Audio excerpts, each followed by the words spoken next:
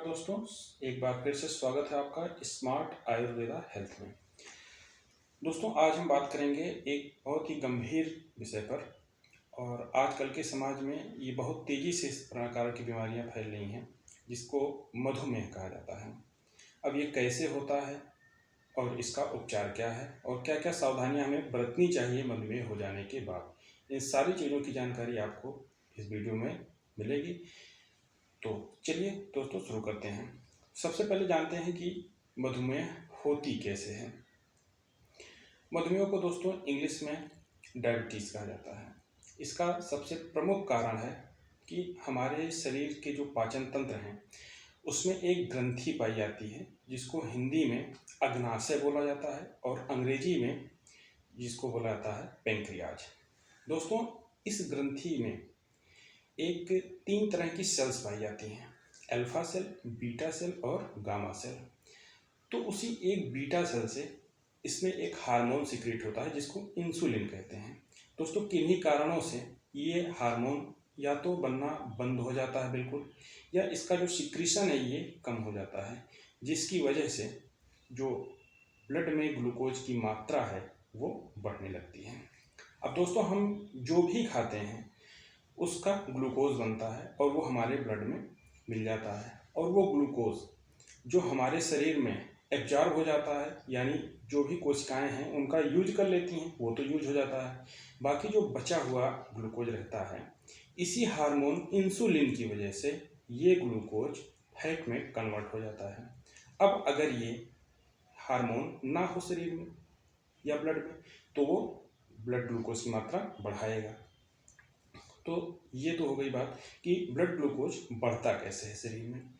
अब जानते हैं दोस्तों कि अगर किसी को डायबिटीज़ हो गई है तो सबसे पहले उसका लेवल कितना है। दोस्तों, नॉर्मल लेवल आप लोग जानते हैं कि खाना खाने के 2 से ढाई घंटे बाद चेक करवाने पर इसका लेवल लगभग 120 से लेकर के 140 तक नॉर्मल बताया गया है, और खाली पेट यानी कि फास्टिंग ये 90 तक नॉर्मल माना जाता है।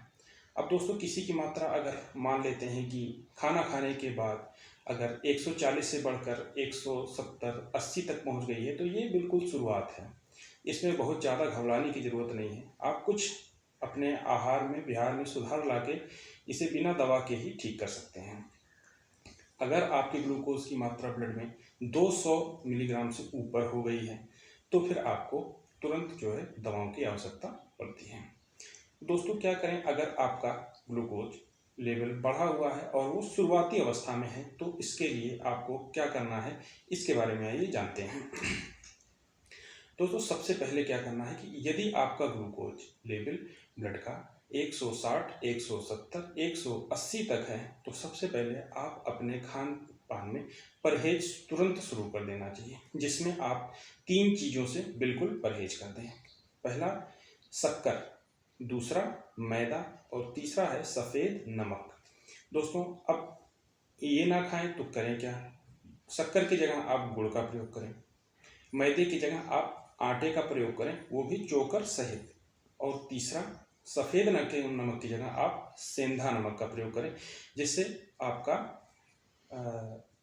सेंधा नमक के प्रयोग से आपका ब्लड प्रेशर नॉर्मल रहेगा और ब्लड ग्लूकोज लेवल भी ज़्यादा नहीं बढ़ने पाएगा। अब दोस्तों, दवा के रूप में आप क्या कर सकते हैं, तो आयुर्वेद में सबसे अच्छी दवा कही गई है ब्लड ग्लूकोज लेवल को कम करने के लिए, वो है करेला। दूसरी चीज़ है नीम, तीसरी चीज़ है जामुन। तो दोस्तों, बाज़ार में आजकल तमाम तरह के प्रोडक्ट्स अवेलेबल हैं, जिसमें नीम, करेला और जामुन के स्वरस को निकाल करके पैक किया गया है। उनका आप प्रयोग करें सुबह और शाम 30 ml। आपका जो प्रथम स्टेज का जो है डायबिटीज़ है वो नॉर्मल हो जाएगी। अब दूसरा क्या करना है, आपको सुबह सुबह कम से कम 20 मिनट आपको पैदल टहल चलना है जो है, जिससे आपका जो एक्स्ट्रा ग्लूकोज है ब्लड में वो आपकी सेल्स यूज कर लेंगी और वो नॉर्मल हो जाएगा। तीसरा, अगर आपका ग्लूकोज 200 के ऊपर है, तो तुरंत आपको डॉक्टर से मिलकर उसकी एलोपैथिक इलाज तुरंत शुरू करना चाहिए। आयुर्वेद में भी तमाम दोस्तों दवाइयाँ अवेलेबल हैं, जो टेबलेट के फॉर्म में, सिरप के फॉर्म में आती हैं, लेकिन आप पहले एलोपैथ पे जाएं, उसके बाद जब कुछ कंट्रोल हो जाए तो आयुर्वेदिक दवाएं जैसे डेविकॉन DS है और नीम करेला जामुन स्वरस है और पतंजलि की आती है, मधुनासिनी वटी आती है, इस सब दवाओं का प्रयोग करके आप अपने ग्लूकोज लेवल को नियंत्रित रख सकते हैं। तो आशा है दोस्तों आपको आज की जानकारी पसंद आई होगी। इसका अगला पार्ट जल्दी वापस आएगा। तब तक के लिए धन्यवाद, नमस्कार। आप मेरे चैनल को प्लीज़ सब्सक्राइब करिए और लाइक करिए।